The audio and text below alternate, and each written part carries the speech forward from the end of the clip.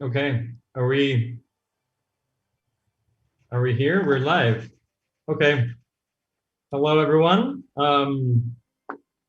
This is gonna be a fun but also very experimental session that we're gonna have today. I will say that please leave your comments and observations or questions on the YouTube chat.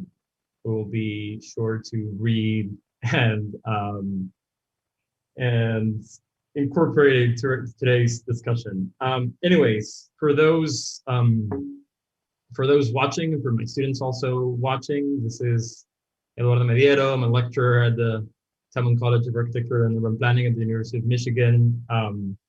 This talk is part of the Wallenberg studio lecture series, which is part of the last studio of the undergrad program at Taubman. And one of the guests of this short series is our dear friend Matiss, who is joining us from this beautiful bathhouse that we're right now lounging in.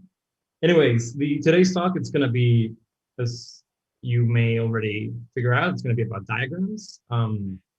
Whatever that ends up meaning today, we'll figure that out. Maybe brief intro for those who may not know Matiss, but I think we're between friends here. So, but anyhow, Matiss was along with me part of the cohort of the 2019-20 fellows from the University of Michigan, who's specifically the Sanders Fellow. Before that, he was the curator of the Latvian Pavilion at the Venice Biennale of 2018, worked at MBRDV, OMA for a long time. Now, I may want to read some a more specific sort of description of Matiss, a little more, how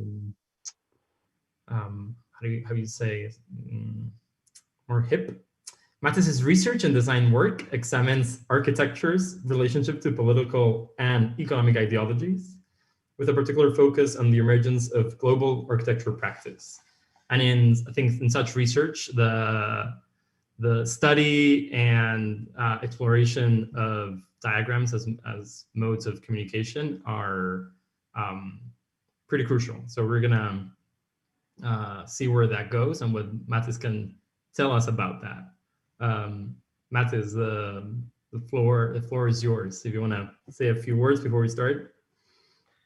Right. I don't know. I mean, I don't think that there's much to elaborate beyond Eduardo's generous introduction. I just wanted to thank Ishan, who designed this digital Roman bath in which me and Eduardo are bathing right now, and also this environment which we will use for talking about diagrams. So maybe, yeah, without going too much further in detail, we can just move on to the next step, if that's all right, Eduardo. Yeah, let's go. Let's go.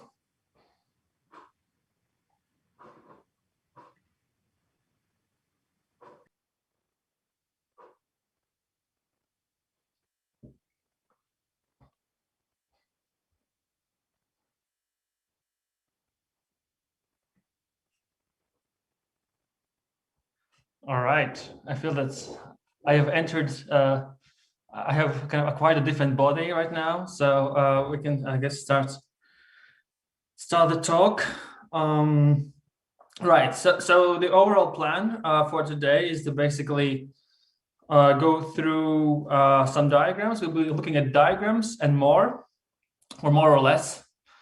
And basically the plan is to go through a number of examples and just really kind of try to go beyond architecture and seeing what a diagram can do. And then in the end, I will try to show my own and my students' work, which also has dealt with different kind of diagrams.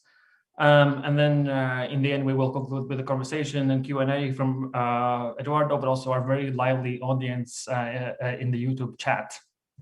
So let's go. So as I understand, the main purpose of this talk, why we have gathered here tonight, is to kind of talk about diagrams. And as I understand, it's part of kind of the agenda of Eduardo's studio within Wallenberg studio to kind of really deal with kind of architecture, but also to, in a way, to discuss how the kind of diagrams can maybe unveil protocols that maybe conventional modes of representation cannot show in architecture. So in that sense, as you see in the first diagram that I'm showing you right now, we will try to look at kind of many examples without necessarily trying to go too deep into some kind of deep essence or deep ideology of those things.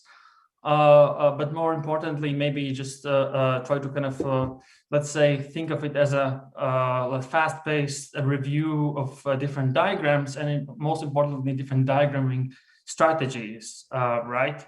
So in that sense, I think we should frame this conversation tonight more about thinking not necessarily what diagram is, but more what diagram can be and what it can do. As you will see, I think the diagram is kind of an incredibly kind of broad umbrella term that contains many different things. And I think that there are kind of so many different means of representation that are all part of that. And I think that in a way, diagram can be many things at the same time, and it can do many, perform different tasks at the same time. So I think the way that we can start thinking about it is the diagram is meant to represent what is not what is seen, but more what is known, right? So trying to think in kind of like things that are invisible, but still exist somewhere. So in a way, to illustrate that, you know, maybe this is a good way to start. So we see that there's a representation of a car engine. It looks like Porsche sports car, whatever, but like, so it's the engine, and the engine consists of kind of many complicated different parts, and it has like this, you know, it has in a way like infinite complexity. And above the image of the engine, you can see a diagram that is supposed to kind of schematically explain how this internal combustion engine actually works. And I think it's important to kind of note that, of course, this diagram does not show the full kind of working logic of this engine in its full complexity, but it is a degree of abstraction that is required in a way to explain a complex system in a particular way. Let's see. Okay, right. So, and I think it's very important to note that, in a way, abstraction kind of, you know, serves as a means to represent things that we kind of, in a way, have in life, have in the world, and not all the systems, all degrees of complexity can be abstracted in the same drawing. So I think it's also important to somehow pay attention to the fact that, in a way, different systemic contexts require different modes of representation. And therefore, when you think about making diagrams and in general diagramming things, I think it's very important to acknowledge that there's always some kind of framing of what you are looking at, because there's never a kind of it's never possible to practically to show the totality of things. So it's always about some kind of reduction and, again, framing. So there are different ways and different taxonomies of diagrams, and I think that there is no one universally agreed way of kind of like dividing that. So I think for the sake of conversation tonight, we can think of kind of two general categories. So one is, let's say, diagrams that are descriptive, and then we can later talk about diagrams that are prescriptive. So and the difference is, and I never thought I will do that, but at this time I will quote Peter Eisenman in a way who has kind of written that, in a way, the diagram is not only an explanation as something that comes after, but it is also kind of, it also acts as an intermediary in the process of generation of real space and time. So in a way, you know, the diagram can be understood in two ways: as a way to kind of explain or analyze something, but also to generate a new thing. So let's first start with explanation. And I thought, you know, it's always good to start big and end up small. So let's start with the universe. This is a Copernican model. It's a diagram that is technically an astronomical model developed by Nicolaus Copernicus and published in 1543. So in a way, it's a model that shows that the sun is positioned kind of near the center of the universe. as a kind of motionless object, while the Earth and all the other planets are somehow orbiting around the sun in these circular paths. And I think it's important to note that this model, in a way, displaced the kind of previous model that was prevalent, claiming that the Earth was at the center of the universe.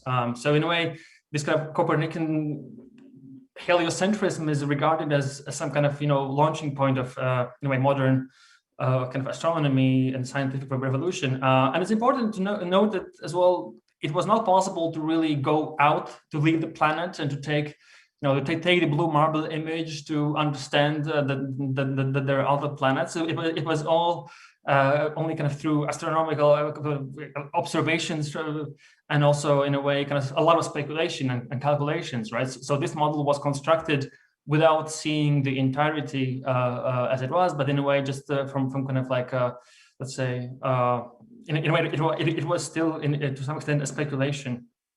And I think understanding the world, I think there are other ways to look at that. This is the kind of the Pioneer plaque, which is this piece of metal that was carried by NASA's spacecraft, Pioneers 10 and 11.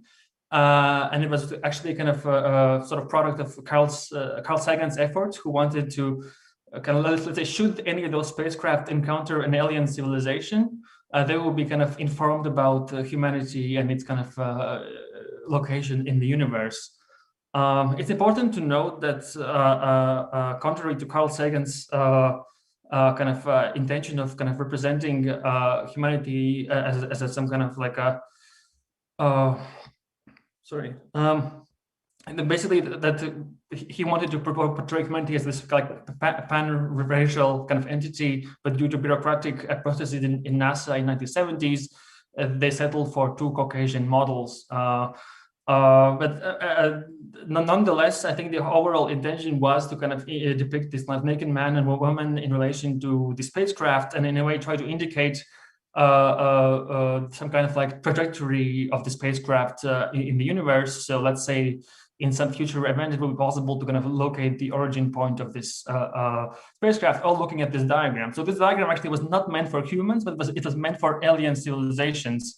And of course, there are many criticisms that maybe we don't have time to go into. For instance, the use of arrow, which is like very human, kind of human element that might not be understandable for an alien kind of civilization. But nonetheless, I think it's kind of speaks a lot about how important it is to kind of understand in a way a kind of human reality and maybe also the limits of that. And I think this diagram kind of represents it quite well. Right. So let's zoom in from the universe to the planet. I think we can also look at diagrams that were used to kind of understand the world and its processes through kind of all cybernetic feedback loops. As indicated, I think primarily in these all these like world models that were developed, especially in the 70s, around the time when environmentalism and this ostensible limit to kind of growth entered the mainstream discourse. So these particular world models, which was based by Jay Forrester, were in fact kind of like dynamic computer simulations, and they were based on systems thinking and feedback loops, trying to kind of like map the kind of consumption and production of resources by the planet's economy in a way. It was actually run as a computer simulation on some computers available at MIT back then. And what you see here is not the simulation, but more the diagram that's trying to somehow explain the architecture of the simulation, the architecture of the world model. So again, it kind of indicates that, you know, we cannot always show things that are moving. We cannot show necessarily kind of all kind of the dynamic outcomes of the system, but we can show through the diagramming some kind of overall overarching let's say, principle. And it's quite interesting to zoom in, which we won't have time tonight, but you really see the kind of level of detail, how it all was kind of put together. And of course, I think nowadays there are all kinds of other systems and abstract frameworks to interpret and understand the world through diagramming. You know, diagrams can serve as fixed representations of very complex models trying to comprehend these, you know, these, I don't know, like hyper objects that are existing in our world, whether it's climate change or Earth's carbon cycle, which you see in this image, which again kind of shows this idealized, non-existent piece of planet geography. but it kind of tries to use, again, abstraction and simplification to explain how the kind of how the carbon emissions are traveling through our ecosystems. And of course, also the diagrams can help us to understand all kinds of like other things like dynamics of culture. And this is this kind of base layering diagram from Stuart Brand, which tries to show us these different kind of phases of change with different sectors of culture. Whether that still holds true today, we can talk later, but I think it's interesting to just think of, again, trying to kind of represent very complex observations into some kind of almost meme-like imagery. And of course, I think this same kind of could be said about the kind of commerce and fashion. You know, when we can use diagrams in a way to indicate relationships to different modes of being and identifying to oneself in today's cultural landscape, but also in a way finding one's position between maybe real and imagined kind of cultural dichotomies. And I think also diagrams help us to understand economy and things that are like also kind of very big and abstract and incomprehensible. So we could find a way to explain things like behavioral economics and finance, and to kind of maybe try to draw some kind of chart to explain the kind of human kind of common kind of intuitive tendencies of, let's say, investing. And this maybe is kind of a very close echo to the recent GameStop kind of saga. But of course, also we can think about the markets on more comprehensive terms. So, you know, what is the market? What about it? Is it like a physical space as it used to be in historical eras, or is it some kind of an abstract idea? And how do we show the market, right? So in a way, we can see that I think in this diagram, which is from late 1980s, and again, it's not comprehensive, but it tries to indicate some kind of like ecological model of the US economy. And again, if you look into these, I don't know how legible it is on the live stream, but there are these bubbles on the edge of this drawing are indicating all kinds of kind of inputs and outputs. So you see sun, humidity, fuel, minerals, populations, prices, markets, and all those things are kind of converging into this kind of economic system in a way. And then you have these lines in between them that are representing some connections between those bubbles. And what are they?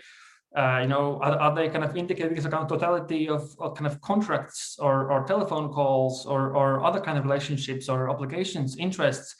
In a way, we don't know, and in a way, it also doesn't matter, because I think that this diagram and kind of again helps to generate some kind of like relationship and some kind of understanding that could be maybe clarified in greater detail elsewhere or in other diagrams. And of course, we can also conceive the market not as this kind of intertwined ecosystem, but we can almost like rotate it 90 degrees and look at it as a very linear kind of process, you know, and that really just tries to kind of make a diagram that is this like almost kind of just showing kind of some kind of performance over time in kind of almost to that basically in two-dimensional space.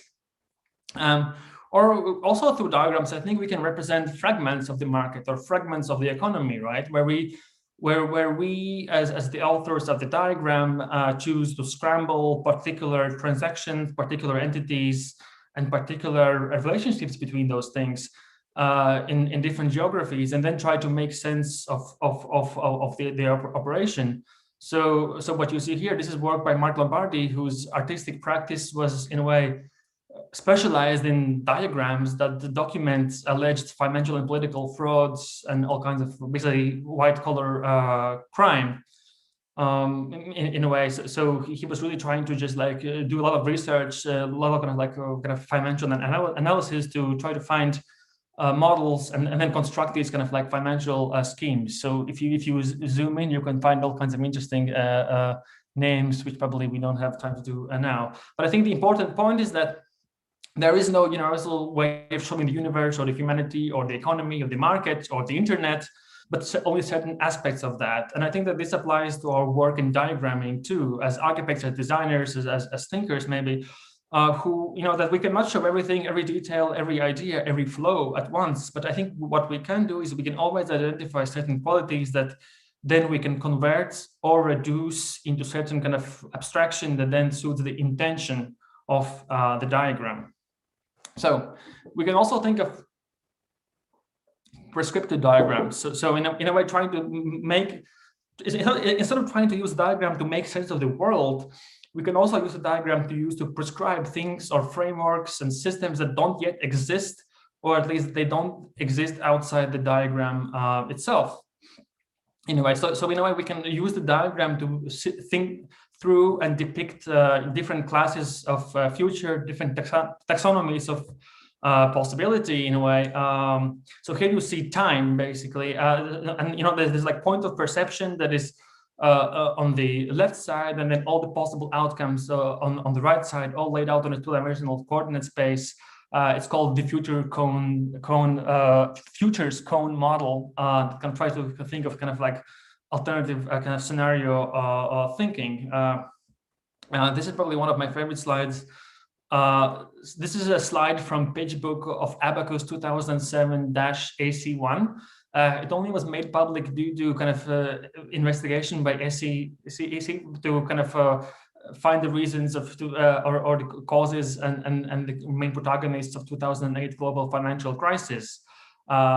This particular kind of financial instrument generated loss of about $1 billion to investors, and also produced about $1 billion profits to the collaborator of Goldman Sachs, who issued this instrument, which was a hedge fund that was betting against or for the collapse of the housing bubble, which it did, as we know. And this diagram is a way to kind of, this is part of the pitch book, so it was shown to the investors. And it kind of shows, I think, a synthetic collateralized debt obligation, so synthetic CDO, which in other words is basically an abstract financial product offered by the investment bank. And as we know very well, it's very difficult to trace all the kind of mechanics that led to the economic crash of 2008. And in a way, and there was a lot of talk about abstract financial models that were like too complex to understand because of all the layerings and kind of insurances and reinsurances. And I think that going through this kind of document gives some way to kind of get a sense of that for someone who's not trained in investment banking. And I think in a way, again, diagram is the kind of instrument that allows us to do that. So I think through kind of prescriptive diagramming, we can imagine and propose things and processes that are maybe not yet there, right? So all kinds of organizational stacks and corporate structures that have little traction with the material reality. And so again, so in a way, like the diagram is the thing that is recreated in reality, but the diagram comes first in this case. And of course, this also applies to architecture and urbanism. So this is this proposed imaginary timeline indicating how a proposed urban development would hypothetically function over a 24-hour cycle. So if you look at it carefully, you see that there's like sort of like two-dimensional diagram with X and Y axis, but only in a way the kind of X or the horizontal axis are specified indicating this 24-hour cycle, but vertically we don't know what it is. So in a way, there's this unknown quantity of activity which we cannot really kind of measure. And I think it reveals another important part of kind of diagramming, that we don't always need to kind of have a perfect sense and perfect kind of coherence in terms of like the data or information that we are representing, right? Because in this case, the purpose of this diagram is to merely kind of show the kind of plurality of and overlaps of different activities that would take place in this imagined urban development that has not happened, and in fact, as far as I know, not really happened or wasn't built. And I think that all these like models can also be kind of spatialized in even more abstract coordinate systems that are not just two-dimensional, but also three-dimensional. And then these kind of coordinate systems do not necessarily correspond with any kind of, again, kind of reality or multiple realities. So here we see a diagram by British architect Cedric Price. Anyway, most of his work is based in diagrams in some kind of late cybernetic tradition. So this diagram is supposed to indicate some kind of workflow of an architectural project in relation to political processes and political kind of decision-making over time. So in a way, the arena of decision-making is conveyed into 3D space of decision-making, and he's trying to kind of indicate some kind of potentiality with the project. And I think in a way, this is where it really kind of, where diagramming overlaps with things like game theory, which is this like study of mathematical models of strategic kind of decision making and interaction among different agents. And we can see it. This is a diagram indicating some kind of war on terror, or some kind of all kind of like strategies of dealing with terrorism. And of course, we can also see something similar in the game of chess, right? Where, in a way, if you probably it's kind of a common wisdom, but maybe it's good to repeat that after the first move of both players, you have about I think it's like 400 possible combinations of the board, and after second pair of turns, you have around or nearly 200,000 possible combinations. And after three kind of pair of turns, you have like 120 million or more combinations. And what we see here in this particular diagram, we see a decision tree visualized again into kind of several future scenarios using this diagram of a tree. So again, we cannot particularly kind of visualize all of the possible combinations of a chess game, but what we can do is we can frame our intention of making a diagram, frame our kind of ambition, thing that we want to reveal, and then kind of in a way try to kind of focus on that. So I think again it kind of reiterates the point that diagram always requires reduction and framing.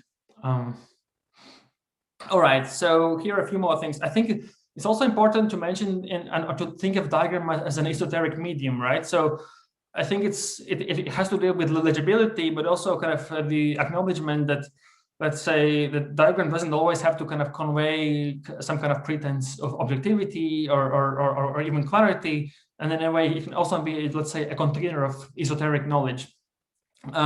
So in a way, I think that there are different ways to kind of approach that, but I think it's important to note that, and I'm quoting here Keith Taubman, that in a way, diagram is the evidence of an idea that is being structured, right? So it's not the idea itself, but a model of it, intended to clarify the characteristics of features of that idea. And then through appropriate structuring, a diagram might generate different notions and states of mind in the viewer, combining verbal, numerical, visual functions with other kind of analytic and associative processes of thought. Long story short, I think it's important to kind of also consider the diagram is a process, and it is about, in a way, like, again, so it's not the idea itself, but it's a model of an idea. And I think that always implies some kind of like maybe, in a way, idiosyncrasy. And I think we can see the same to looking at diagrams made for military strategy. So we see here, it's some kind of a scheme of US military trying to indicate all of their kind of tools at their disposal to defeat the adversary on a particular battlefield. So we see different bubbles trying to indicate different types of military confrontation. The kind of peach-colored background circle indicates, like, I guess, the battlefield as a conceptual space that doesn't really exist. And then you have these lines that show the relationship between different conflicts, and they have in different colors. So you can imagine that there are different ways these conflicts relate to each other. And then from the outside, you have these like attacking, these attacking parties, which are all constituting a particular kind of technological and military capability of the US military. And I think in many instances, it gets even more cryptic. And in a way, with all kinds of industry-specific symbols that do not necessarily track in mainstream discourses. And I think in that sense, the diagramming also is about, let's say, requiring sometimes specialist knowledge, or in a way, there's a way to kind of like encode the diagram that is not necessarily kind of legible for everyone. And sometimes the model is more important than the idea, right? So in a way, form could be the message and nothing else beyond that, in a way. So here we see this like game board like collage that effectively acts as some kind of highly stylized diagram, of a game board in a way. And then if you zoom in, which again we cannot, I guess, really do on Zoom, but you see like small kind of like text bubbles, which are basically like, I guess, some kind of like paths of conversations organized as threads that are kind of like arranged around this kind of idiosyncratic image. And I think in some instances also diagram invites us to kind of do nothing, or it can invite us to do nothing and in a way just to reflect on the current moment without any kind of predispositions, and in a way the diagram can also kind of maybe serve as an abstract kind of framing of a moment without saying anything. Or in some other instances, maybe the diagram can ask us or demand us as a viewer to maybe surrender some kind of in a way, any kind of expectation of it, and in this case, we see, let's say, kind of authors' idiosyncratic kind of modes of notation that suggest some kind of structure, but does not necessarily give away the meaning of it. So this is an album cover of Brian Eno's The Music for Airports, I think from late 1970s. So these are like 4 ambient music tracks that are kind of represented in this like author-specific kind of notation, and probably I think there will be different ways to, let's say, listen to the actual track and then look at this image. Or in some instances, I think the diagram also might require to kind of the viewer to contextualize their knowledge, their understanding of the diagram itself, to understand the cultural context of it, and in a way to really be able to make sense of the ideas that it represents. So I think Bernard Jimmy's Manhattan Transcripts projects and all his diagrammatic time-based kind of architecture drawings are a prime example of that. And I think sometimes also the diagram actually is trying to say a lot, but it is deeply encoded. The premise of this drawing or this model that you see on the screen right now is basically like based on this let's say kind of perspective that the internet and modern transportation systems have made location and distance largely irrelevant to the location of different sorts of activities within a city. So what you see here is technically a map of Los Angeles and its different districts laid out on an essentially kind of random grid that is kind of alluding to this game board used for gambling game Keno. So what we see here is basically a very kind of high level diagrammatic interpretation of LA that requires a high degree of kind of annotation and specialist knowledge to be accessed. Right, so since we have some architects in the audience, I think it's good to talk about diagrams as buildings quickly. And since the students, you are dealing with finance forms and protocols as architects, I think it would be good to just quickly kind of look at that as well, and maybe we can have a conversation about that after. So I think maybe one of the kind of easy ways to start is to just look at this diagrammatic timeline by Peter Cook, which I think was cover of the Domus magazine in 1968. But basically, he was trying to kind of, in a way, use these like spatial constructs to talk about how architecture is gradually dematerializing over time. So on the left, you see a more solid interior that appears to be almost like a home or some kind of interior space. And then towards the right of the image, you can see how the same space is gradually kind of dematerialized. There's all kinds of like simulations appearing, and there's more and more, let's say, of kind of immaterial objects present. So in a way, it's a very simple timeline, but it kind of gets spatial because it's kind of trying to show, in a way, it's trying to kind of represent the same object through 5 snapshots over time into this like more detailed diagram.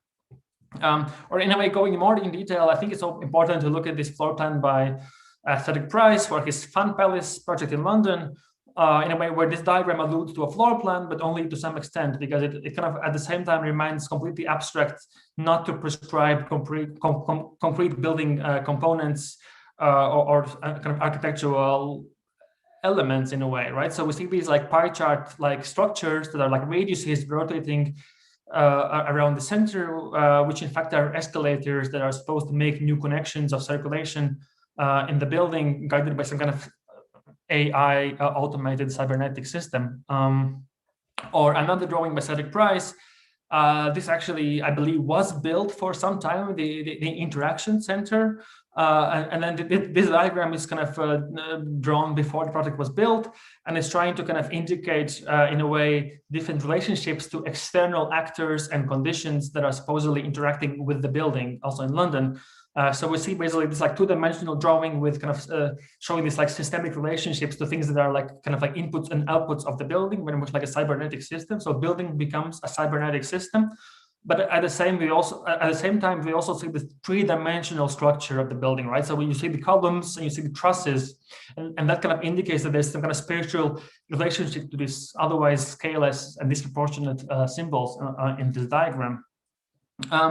I think in a similar way, we should think of how diagrammatic plan can relate to three-dimensional urban space. And I think this is a traffic study by Louis Kahn, and these arrows indicate prescribe the traffic flows in Philadelphia's city center. And at the same time, I think the same logic actually allows us to kind of represent the same traffic used in perspectival views. So the plan of the diagram turns into perspective. But if you look at these two drawings, they are essentially kind of like composed of almost the same object. So you only see the arrows indicating the roads, and only things that are added is like kind of it's a different perspective. And then there are these like large kind of like colorful areas which are kind of suggesting buildings. I think it would be kind of a crime not to touch upon the work of Rem Koolhaas, his Office OMA, and all of its kind of like current derivatives, because a lot of the kind of architectural formalism is also rooted in diagrammatic thinking. And there's a lot written about it, and I really don't think we have time or appetite to go into tonight. But I think it's important to kind of just note that in a way that I think the diagram kind of at some point of during the kind of 20th century became as some kind of like more actualized or kind of in a way more kind of a prevalent way of generating form. And of course, this has called a lot of criticism. For instance, Anthony Vidler has written about diagrammatic architecture that, in a way, and I think this image shows you that very well, that in a way, that in a way, diagrammatic buildings are like, and I'm quoting him here, are signifying an object without depth, cultural or physical kind of qualities in a way, and the whole thing is like subjected to this tyranny of geometry and economy. And here you see this. So on the left side, you have this like diagram indicating different functions of the building. And on the right side, you see one of the working models of the project. And in the final building that is actually built in Seattle, the library is slightly different. But if you look into the section of the building, actually, it's more or less corresponding with this kind of logic. So it's almost like a tower of different functions, like a skyscraper that is compressed and sliced, and then each floor is slightly offset to kind of generate some kind of more area. So it's a very kind of like, again, like mechanical and maybe kind of limited way of generating architecture. And I think, besides the discussion about diagram as a means of generating form, I think it's important to emphasize here that this is at least I would claim that this is a two-way process. And I think if diagram generates built form, and if diagram is used to generate built form, I think for the purpose of making diagrams, especially in your studio, I think you should also consider that in a way diagram can be derived from the built form as a reverse process, right? So in a way, buildings, landscapes, cities can be also turned into diagrams. So here you see the Yokohama Port Terminal building in Japan, a very important project by FOA.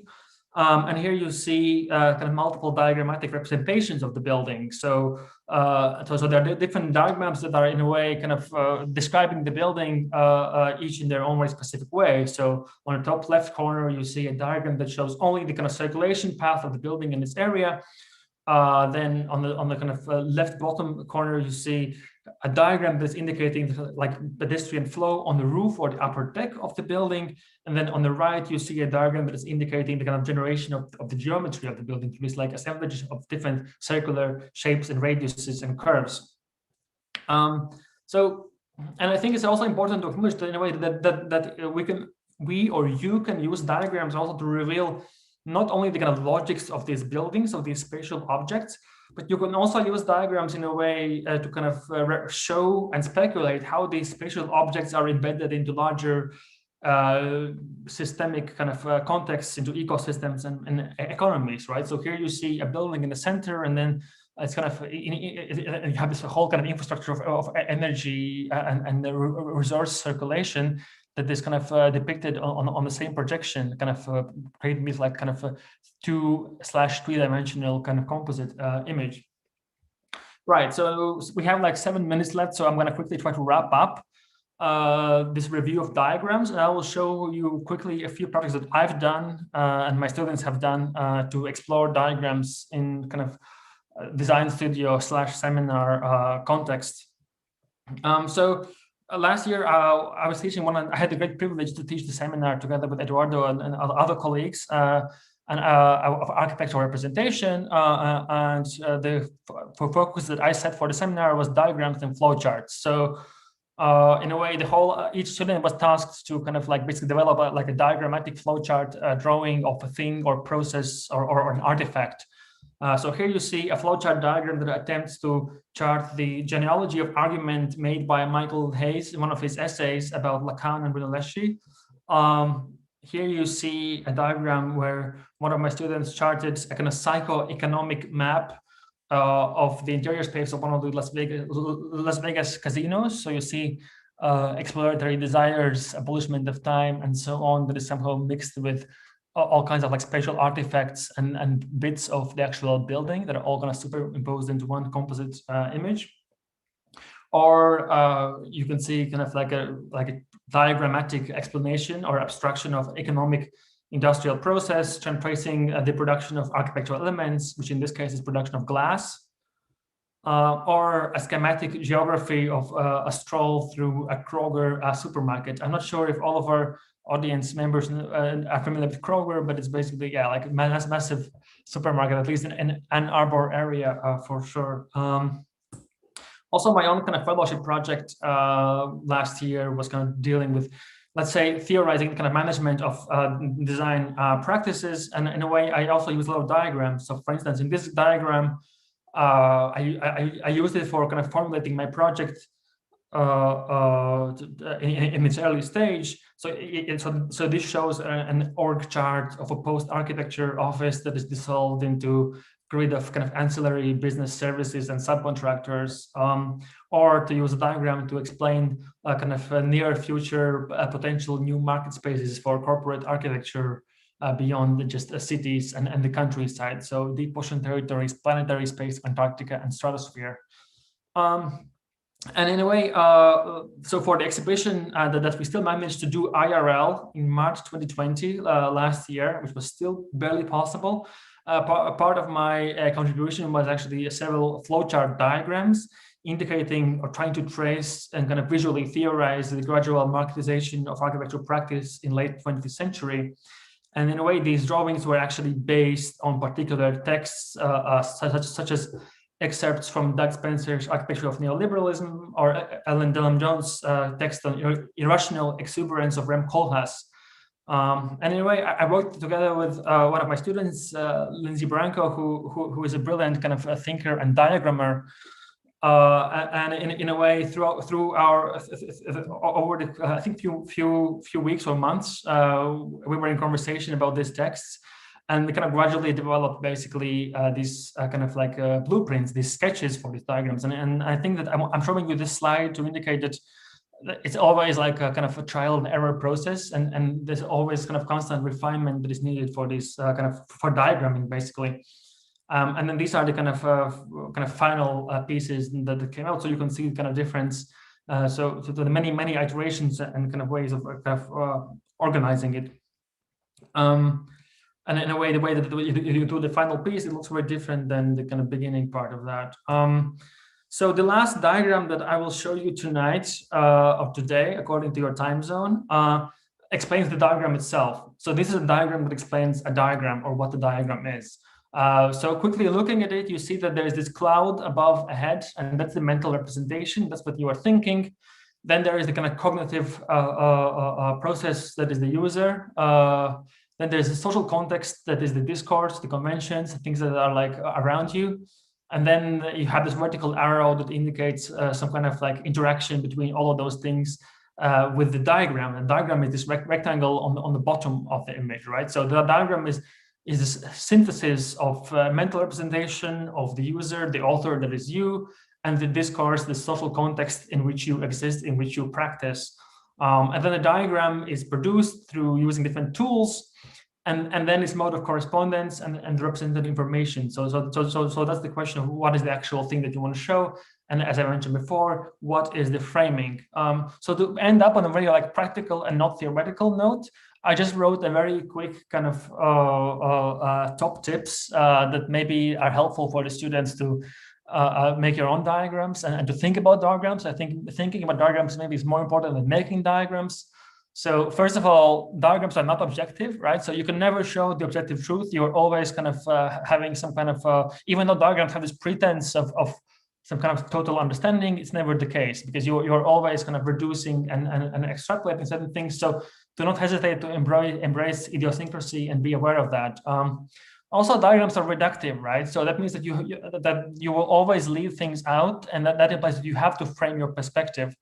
Diagrams are abstractions, so they are not real. They are not supposed to represent real spaces or concrete geographies. It's all about identifying the relationships and between objects and things that you want to show. Then diagrams also are dealing with complexity, and I think the way to kind of overcome that, because it might be overwhelming, is to really try to break things down first in big pieces, big chunks of problems or concepts, and then to zoom in more. So if you look at many examples, you can also actually distinguish there's this hierarchy of complexity, that there are big bubbles and small bubbles, and there's always some kind of like proportionality going on. Diagrams are formless. They're not supposed to represent form. They are not real buildings. They are not supposed to indicate anything that actually exists. They are more assemblages of different things. So on that note, you have to think of composition of different things and forming a larger whole, and not trying to kind of start with the form. And lastly, again, so diagrams are idiosyncratic, as I mentioned in the beginning. So that means that you have to also think of ways of kind of developing ways of annotating it or talking about it, and in a way deciding for yourself what degree of access or what degree kind of communication you want to ensure, and what is the kind of actual audience for your drawing. On that note, I think that's it.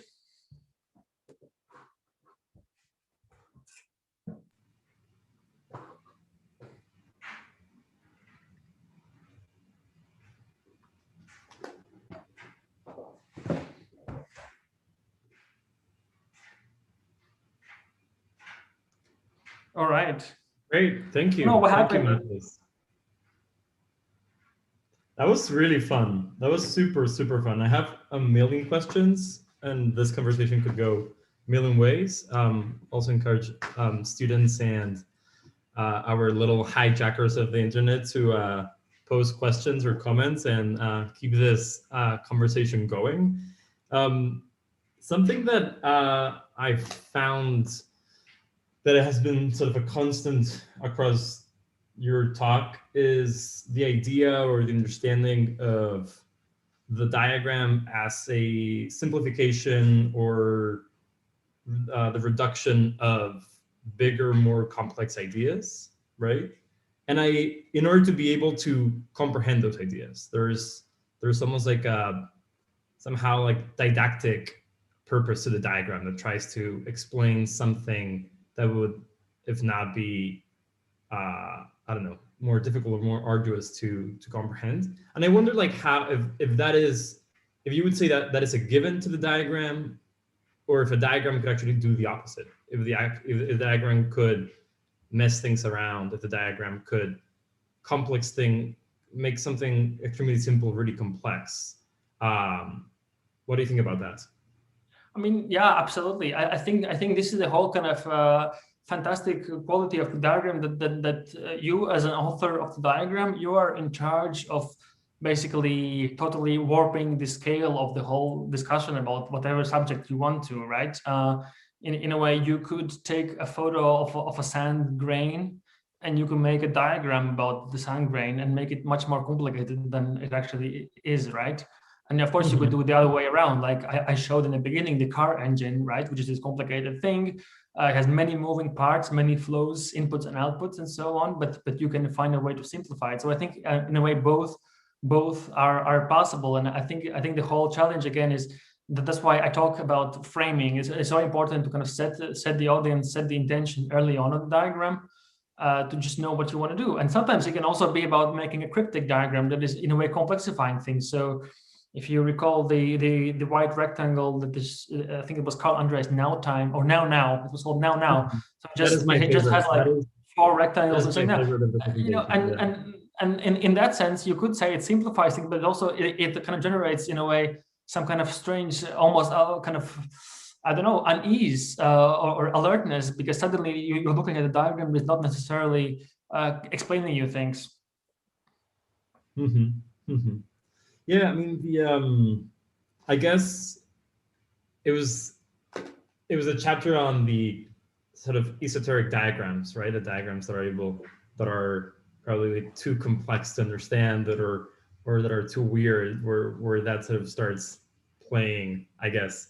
For me, that it's I'd like to, if we could reduce this again into sort of it's not opposites, binaries, as you were doing with the projective or the prescriptive versus the descriptive, which I was also wondering, like, why prescriptive, not projective? Because the prescription implies sort of enforcing a certain rule or a certain method to something, right? Like the diagram is almost like telling you what to do, right? Yeah.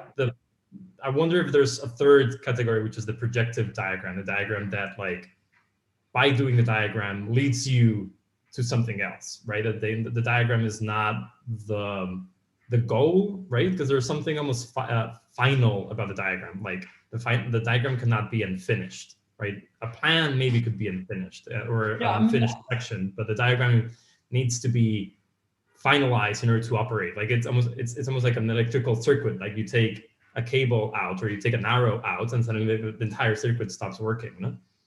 Yeah, absolutely. I mean, I think that this is very well exemplified by even our kind of current predicament of the pandemic and so on, right? That we actually see a lot of diagrams, especially I think it was last year, the March, April period, when nothing was clear about COVID. We saw many diagrams trying to suddenly assure people, we know what's happening, this is what's going to happen, you know, this is the timeline, these are the exponential projections. You know, this is the kind of vaccine trial stages and so on. So I think that, you know, of course that there is this like a component of a diagram that is always supposed to kind of radiate some kind of absolute certainty and confidence. But I think what you're talking about, you know, they kind of think of the projective diagram. I think that's something that maybe we don't see that much published, or it's not part of image circulation per se. But I think that there are many diagrams that maybe are never formalized, that are never maybe visually refined, but are used as a way of communicating or brainstorming. So for instance, I showed these sketches that I used to make with Lindsay when we were working on my diagrams. And also in the beginning, I showed you sketches from Mark Lombardi, if you recall, the artist who was like trying to map these financial kind of financial schemes, right? So if you look at his archive, you can see that like he made many iterations of the same diagram.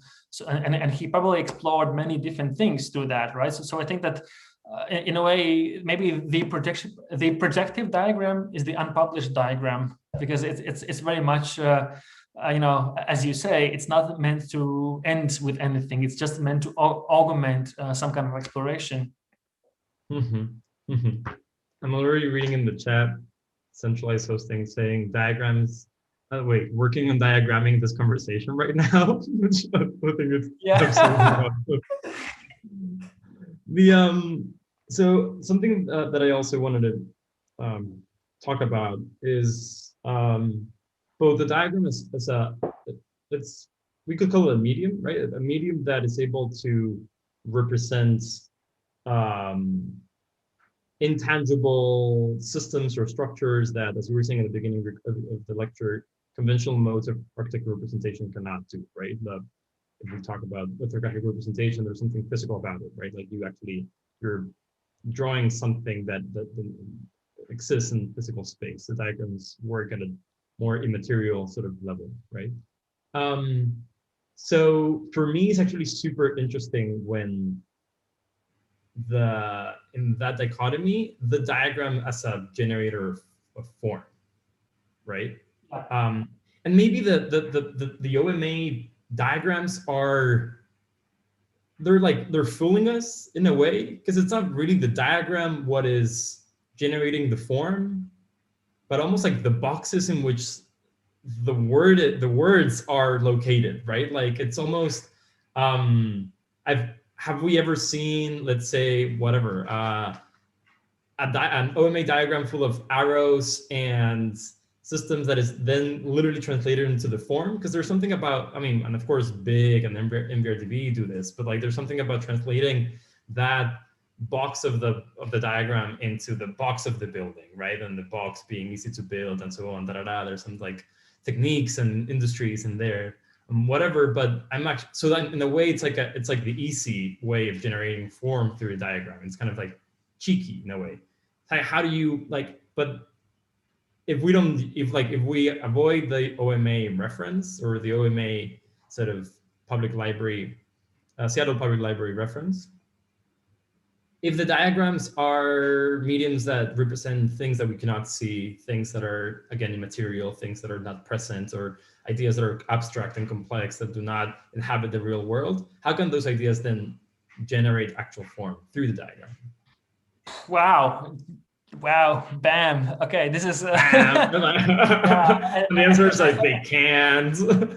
Yeah, this is like a very kind of a complex question. And if I was some kind of EU bureaucrat, I would just say, oh, my PA is calling me, I have to go. But let's say, okay, so there are two parts to unpack. I think the OMA, and I almost said the Dutch strain of diagram architecture, but let's say the Dutch direction.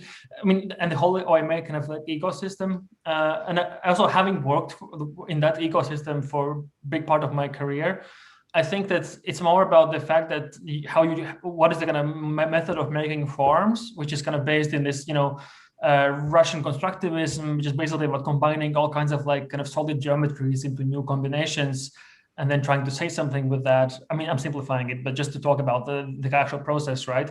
And in a way, I think the program is maybe one way to kind of, as a vehicle to, and a programmatic diagram is a vehicle to kind of justify that kind of formal method, but actually is more based into foam cutters and the ease of making a certain kind of forms in a model shop. And again, I'm really trivializing the OMA process, but I think maybe it's helpful perspective nonetheless. So I think that I think it's a very limited kind of perspective, and I think it has reached its limits already for some decades. So we know it, and there's a lot written about it. That's why I showed the Yokohama Port Terminal building, which is also kind of like diagrammatic, but it's diagrammatic in a very different way that is trying to, show these different diagrams, how that form was generated, which was not through some kind of addition of objects or programmatic square meters. So I think that there are different, I think there's a whole kind of, let's say, plurality when you want to talk about different ways of using diagrams to generate architecture. Now, when it comes to the second part of the question about the form and how can we convert all kinds of like immaterial kind of schemes and systems and forms into an actual form, I think we have to be realistic, because let's say sometimes things look very different compared to, let's say, how to put it, depending on which medium you use, I think the form of actual thing can be very different. What do I mean by that? Let's say you want to make cost-efficient housing, for instance. And of course, you might make all kinds of financial models and spreadsheets and maybe diagrams to kind of indicate the method of achieving that, but you would not literally translate them into an actual space. It would be definitely more about kind of like using them as parameters. And I think that this is the kind of gap that was closed by OMA and all the other kind of diagrammatic architectural kind of protagonists who try to kind of imply that the diagram of organization can become the physical space. And I think looking at the built work of many architects, you can see the limitations of that, right? The things are kind of very simple. They are sometimes forced and superimposed. They kind of work, but they're also kind of like reductive. And I think buildings are, in a way, more complex objects than diagrammatic models are in most cases.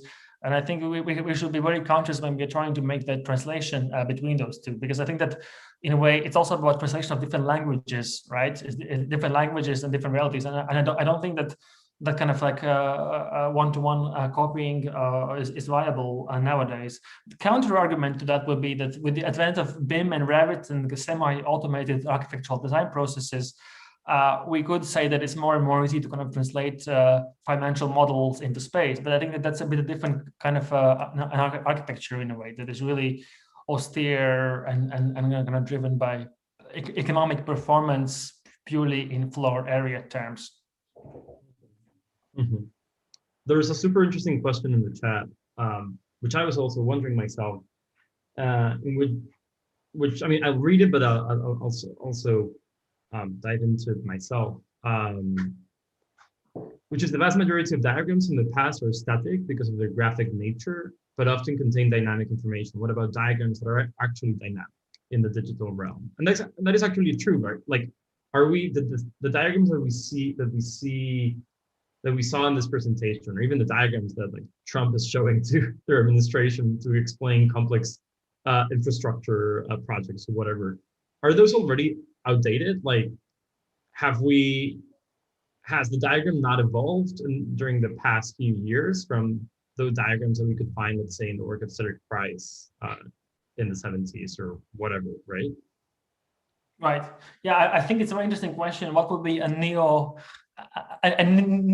or post Cedric Price diagrammatic way of representation? And I don't know the answer to that, but I think we should maybe try to abstain from, let's say, being like too linear in terms of like thinking of, let's say, the kind of historical lineage of diagrams, because I think that it's not like one thing that is gradually developing into something else, and is always going to be this like kind of process of evolution of one means of one way of representing things. I think the reason why diagrams work is tied, and I really don't want to get into this because I'm not expert in this at all, but I think it really boils down to human cognition and our ability of our brain to understand complex things in some kind of comprehensible way. So only the fact that we can animate things, or we can move things, or we can add more data, or show more flows, or more things, is in a way the opposite of the purpose of the diagram. Having said that, I mean, I totally believe that the technology that we have right now, and maybe even something that we don't have yet, things that, to have more surfaces that are like programmable, and more screens that are not just on phones, but maybe everything is a screen at some point. And then, I think maybe gradually there will be this like more fundamental shift to kind of anti-static objects and representations. But I don't think that we should directly like juxtapose these two things in a way, because again, I think it's a question of, the whole point of diagram is simplification and abstraction to translate something to something else that is digestible, or maybe idiosyncratic, but is saying something. And whether that is animated or not is in a way almost sometimes beside the point, right? I mean, we have BIM, we have all total integration of objects, we have Revit, we have like full immersive environment. We still make diagrams to explain them. If you look at any Revit presentation to explain how Revit works, it's still sometimes a simple diagram to explain how BIM is integrated across different platforms. It's not animated, and there's a reason for that. Mm-hmm. So in a way, that's interesting. So are we talking about maybe one type of diagram here amongst all types of diagrams that could exist, right? I'm just like thinking about random like data diagrams that are absolutely incomprehensible and contain so much information that no one is even interested in comprehending, right? And those are technically diagrams, right? But maybe in a way is like a subtype of diagram that we're actually talking about here that should have like a sub-name to it. Like maybe it's the static diagram or the reductive diagram, right? It's like the big umbrella that like from all the diagrams that we've seen today are falling from. Yeah, I mean, this is, to be honest, and now I have to kind of declare my intentions behind the scenes, but I really try to abstain from any kind of categorization or any kind of taxonomies of diagrams, because it's such a kind of elusive and abstract discourse in its own right. You can really start adding all kinds of other terms like timelines and infographics. That thing that was popular like 10 years ago and now is like not cool anymore. Everyone was doing infographics, and now it's like, I guess we're like in the post-infographic era. We have like again timelines, kind of all kind of charts, matrices, and so on. And I think that, let's say, the boundaries of diagrams and non-diagrams, I think that they're very fuzzy if they exist at all. So I think it's difficult maybe to kind of have more structure way to talk about that. And that's why I was more thinking about, I mean, avoiding to define diagrams, but more thinking what they can be and what they can do as a kind of more high-level abstract umbrella term. Okay, yeah, sorry. You really did say that right at the beginning of the presentation.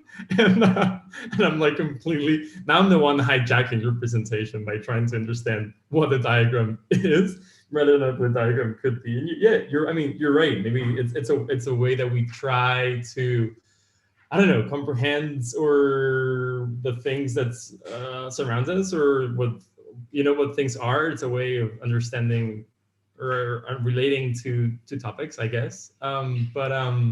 Yeah, but I mean, I just added, I think it's critical for architecture, which is a really slow moving as a discipline. And in a way, and we are so caught up with some kind of like canonical ways of representing what we do.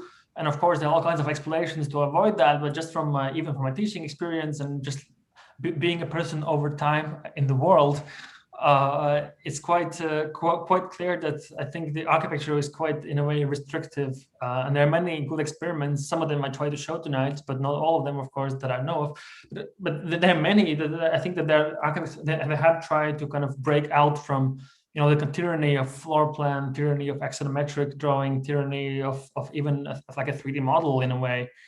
And I think that it's kind of really crucial to try to, constantly like do some a stress test of architectural representation to see where it cracks and where we can maybe try to maybe discover other ways of showing the buildings and their contexts. Mm-hmm. Cool.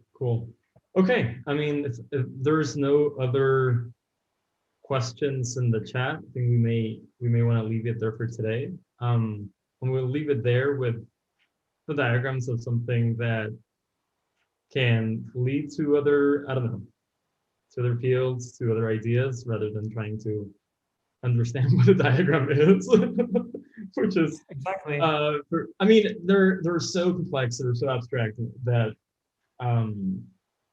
maybe it's a failed attempt even to try and do explain what they are. But anyways, thank you, Matiss, for today's talk. This was super fun, and thank you to our lively YouTube chat audience that really made today's conversation absolutely hilarious.